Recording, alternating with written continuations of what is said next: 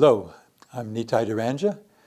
I'm taking us through a series of vignettes about the different chapters in the book Education for Life by J. Donald Walters. And today's chapter is called The Case Against Atheism. And I'm going to read just shortly from the book.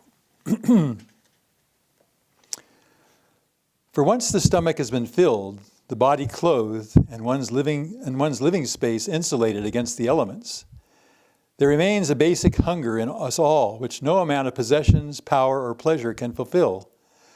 The need to know and to understand, to participate with wonder in the great adventure of existence in this universe. So this addresses perhaps the major flaw in modern education.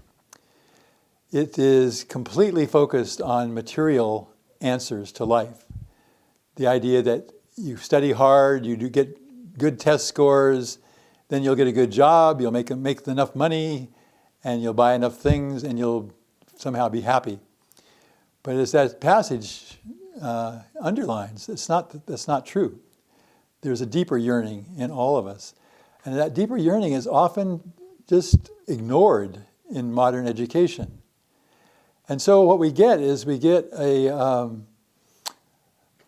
students coming forth, generations of students coming forth, and there's an inner hunger that hasn't been satisfied. Almost you could say it's like a starvation. And that starvation is for direction on a moral and spiritual dimension in their lives. Educators avoid addressing that. And as I'm going to share a couple of short essays that were written by two people, Paramahansa Yogananda, the inspiration for Education for Life, and then another man named Leonard Kohlberg, who was a famous psychologist from Harvard University a couple of decades ago, who did a lot of research on moral and spiritual development. So first from Yogananda, this is from The Balanced Life, an article he wrote 100 years ago, long time. You wish more people had read it and implemented it since then. Educational authorities deem it impossible to teach spiritual principles in public schools because they confuse them with a variety of conflicting forms of religious faiths. But if they concentrate on the universal principles of peace, love, service, tolerance, and faith that govern the spiritual life, and devise practical methods of growing such seeds in the fertile soil of the child's mind, then the imaginary difficulty is dissolved. It is a great mistake to ignore this problem just because it is seemingly difficult. So that was true in 1925. It's equally true in 2025. Hopefully it won't be true in 2125 because this part of the mission of Education for Life is to encourage growth along this dimension. But when I was new to this, I was looking for kind of outside validation, and I happened to come across the work of Leonard Kohlberg. He had a study called Moral Development and Moral Education. So this is from his writing. We also have found that the sequence of moral development is not dependent upon holding the beliefs of a particular religion or upon holding any religious beliefs at all. No significant difference appears in the development of moral thinking among Catholics, Protestants, Jews, Buddhists, Muslims, and atheists. The notion that public moral education is a violation of the civil rights of children and parents is based on a misconception of the nature of morality. This misconception that morality is a private belief system like a religion.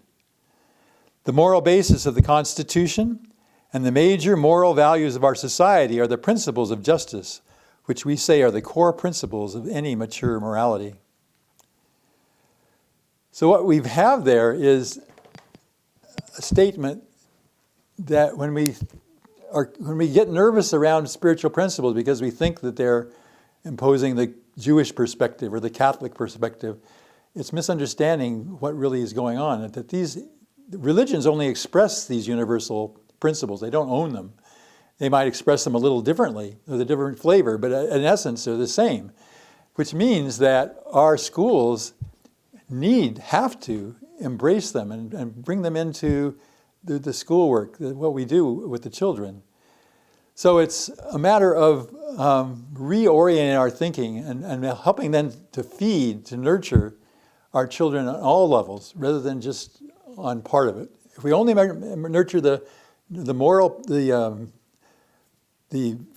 material aspects of it, we're out of balance. We have to incorporate. It's not whole until the material and the spiritual are presented as one. So, the story I wanted to share with you today is about what this can look like. So in my work in India, currently we have these things that are called living laboratories. And a small group of children, about 15 or less, get together with a teacher once a week. It's only 45 minutes to an hour a week. And they are given the mandate, instead of being given a lesson plan, they're given a mandate. The mandate is to explore life in a way that's meaningful to the particular students in your group. And so I've watched the teachers tune into this. At first they're nervous because unfortunately they're used to being told exactly what they're supposed to teach. Okay, it's May 13th, therefore you're going to be supposed to give a lesson on the monuments of India or something. That's the kind of precision that comes down in most cultures, not just the Indian one. But in these living laboratories, they're simply said, no, get to know your students, get to find out what's important to them, and then give them a chance to explore it in a meaningful way. So we had just started these, maybe 2 weeks, 3 weeks into the term. And I was curious to see what was going on. And so I walked into the school, and there was these two boys standing by each other. They were about 10 years old. And I went up to them, and I just said, hi. Have you guys been part of the living laboratories? And they said, yeah. And I said, well, what do you think about them? And they said, wow, they're great. And I said, really? I said, what's so great about them? They said, we get to learn real things. And I said, real things? What's a real thing? And he said, we're learning to overcome our fears.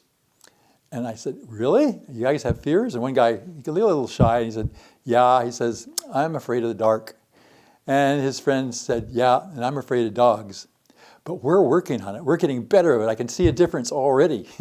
And their enthusiasm was, it wouldn't have been the same if I walked up and said, hi, how's your math class going?